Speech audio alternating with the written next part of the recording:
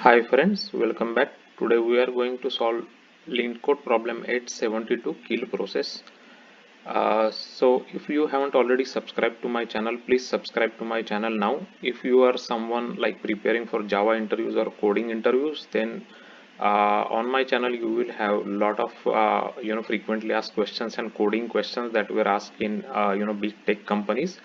So please check my playlist and subscribe to the channel. So let's go through the description quickly, and then we will go through an example, and we will propose a solution, and we will discuss the implementation for the problem, right? So in this problem, each process has a unique PID, which is process ID, and PPID, which is a parent process ID. Each process only has one parent process but may have one or more children processes. This is just like a tree structure. Only one process has PPID, that is 0, which means this process has no parent process. All the PIDs will be distinct positive integers. We use two lists of integers to represent a list of processes, where the first list contains PID for each process and the second list contains corresponding PPID.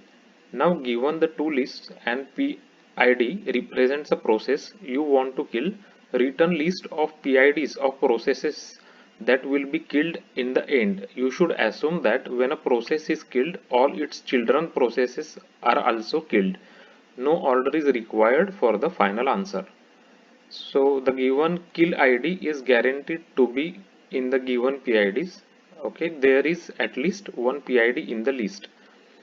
So this question was previously asked by Bloomberg, as you can see it here.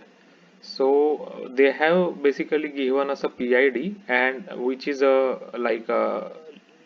list, right? They have given us list of PIDs here and list of PPIDs, right? So here PID and PPID. So let's look at this example quickly. And kill ID is 5.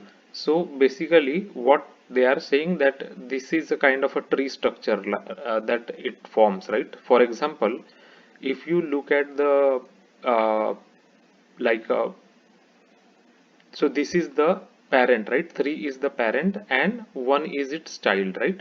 So as you can see in the tree, 3 is the parent, 1 is the child. Similarly, 0 is a parent and 3 is child, because this is a root, right? So you can assume that 0 is a parent for root, right? And then 5 is a parent and 10 is the child basically. So as you can see, 5 is the parent here, 10 is the child, and 3 is the parent and 5 is the child. So 3 is the parent and 5 is the child. So this is given the relationship between a process and its parent process is given basically by these two lists, right? And then they have given us which process we want to kill. And as they mentioned, whenever we kill a process, its children processes are also killed. So for example, if you kill 5 here in this, then its children is 10, right? So 5 and 10 both will be killed. So that's why we have to return 5 comma 10, because both processes will get killed uh, by what they have said, right? All its children processes will also be killed. So this is a interesting problem asked by Bloomberg. So you can imagine it something similar to the any like a process in the operating system, right? In a operating system, one process can have multiple processes in underneath that process, right, which are running. So once you kill the top process, parent process, then all its children process will get killed, similar to operating system processes, right? So you can assume, you can just imagine like that you have a process and like operating system process, and you are killing that process, so all the children process also will get killed. So um, so we are going to actually take this example here. It is a little bit bigger example than the examples they have given us, and then we are going to talk about how we are going to solve this problem and implement this solution. So as you can see, this is the PID, which is the process ID, and this is a parent process ID, right? So if you look, and this is the kill PID, which like we want to kill this process 5, right? So if you look, this is how the tree structure look like, right? For example, if you look here, 3 is the parent ID and 1 is the child, right? So 3 and 1 here, right? So 3 is parent and 1 is child, right here.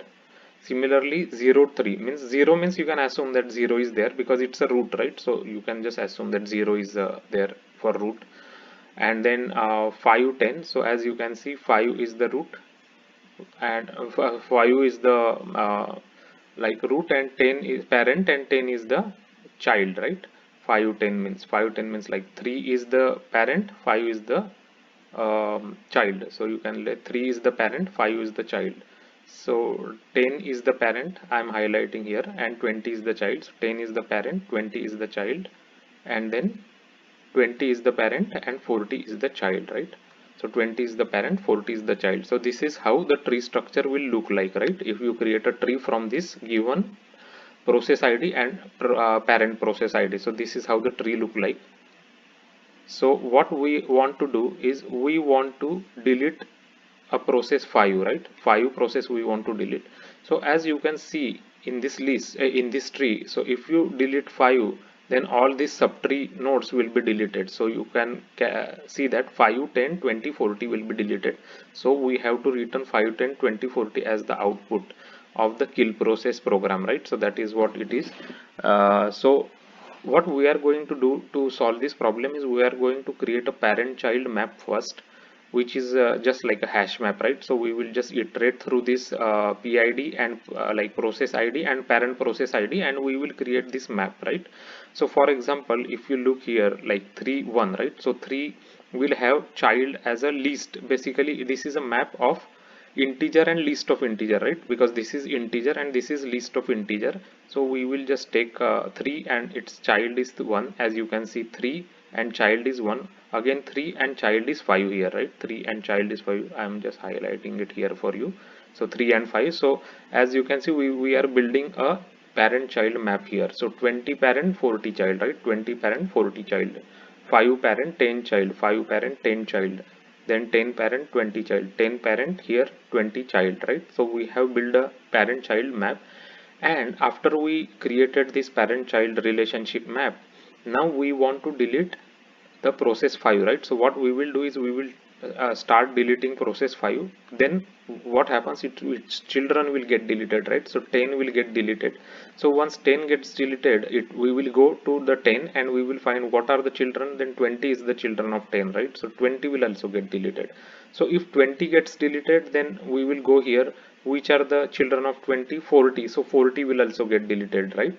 So which means that we, whatever we are deleting, we are going to capture that as a list of integer, because that is what we have to return, as you can see here. So list of integer we have to return. So whenever we are deleting, we will keep a list and we will just return the list, and the list will give us this one, right? 5 10 20 40. As you can see here, 5 10 and then 20 and then 40, right? So that is the approach we are going to solve the kill process problem. So as you can see, let's just look at the implementation here now. So we have to return a list of integer. So we just created a list of integer called as a result. It's just an array list, and then they have given us PID, right? Means process IDs, and then PPID means parent process IDs. Basically these are two lists they have given us, and the kill means the process that we want to kill. So first thing is we are going to create a parent child map here. So we just created one auxiliary function here that will create a parent child map, right? It will return us integer comma list of integer map, right? So key is integer and value will be list of integer. So we are just creating a map, and then we are going through all the PID and PPIDs, and then we are populating the map here, as you can see, right? So we are reading the current process and the parent process here, right? And then we are whenever there is no child, we will just create a brand new list of children here. If children is there, we will just get it from the map, and at the end we will add the current process, right, as the children, right, of the parent process, correct? Because map we are getting the parent process, right, as the key. So maps key is parent process and the list will be children for that, right? So that is what the map will contain here. So this integer is the parent process, and this list of integer is its children basically. So multiple children are there, that's why we are creating list of integer, right? So once we form this parent child map, then we will be calling the execute kill method. We have implemented one method where we are passing our map here that we created parent child relationship map, and this list of integer is the result that we want to return, and we are going to pass the kill process id here, right? So what we will do is, this is a recursive function that we are going to call. So we will first kill the process here, and then we will look into the map. If we have any process, if we don't have any process in the map now as a children process, we will just return. If we have some processes, we will go like we will get all the children of the current process, and then we will kill them, right? And again we will call execute kill in a recursive way. So what it does is, it will call it in recursive way, right? So let me just highlight it. So basically we call it first on 5 10. So now 10 5 will be killed, then 10 means 10 will be killed and its child will be killed. 20 will be killed, then we will find 20, and 20's child will be 40 will be killed. So like this, right? So 5 10 20 40, that's how it is recursively calling and killing that process basically, right here, because first thing we are doing is adding it into the result list. So after everything is killed, our map will not get anything for the process after 40, right? 40 is not, you will not see any entry for 40 here, correct, in the map. So you will just return from that point actually, and we will just return the result here. Result is the list of integer that are the processes that we killed, right? Starting from 5, then 10, then 20, then 40. So this is how the solution is. Um, and this is how we are going to solve the kill process problem asked by Bloomberg in their interviews. So if you haven't already checked my lead code playlist for solutions, it has over 100 solved Java problems explained with Java code and examples. So go through it. If you are preparing for coding interviews, it has a lot of variety of problems solved, like dynamic programming, array list, linked list, hash map, hash tree map, hash set. All those are there along with priority queue problems. So you will get a variety of problems. So it will give you a good preparation material. Also go through the Java interview playlist. It has a lot of frequently asked questions that were asked by big tech companies like Apple, Amazon, Facebook, Google. So go through that. It will give you like a heads up on like what interviews are asked in the phone interviews, and um, you can prepare that. Also, if you like this video, please like it and subscribe it. Your subscription is really important to us, because that is the way the video can reach to more people who are preparing for Java J2 interviews. They can also be helped with watching the videos, and so please subscribe for this channel, and thanks for watching the video. And before that, actually before we go, we just wanted to test our solution with the examples here, right? So we have taken now the same example that we discussed here. So let us just quickly run this unit test. So as you can see, we are getting 5 10 20 40 here, right? 5 10 20 40 is the output, correct? So that is what we are getting here, and our code is getting accepted.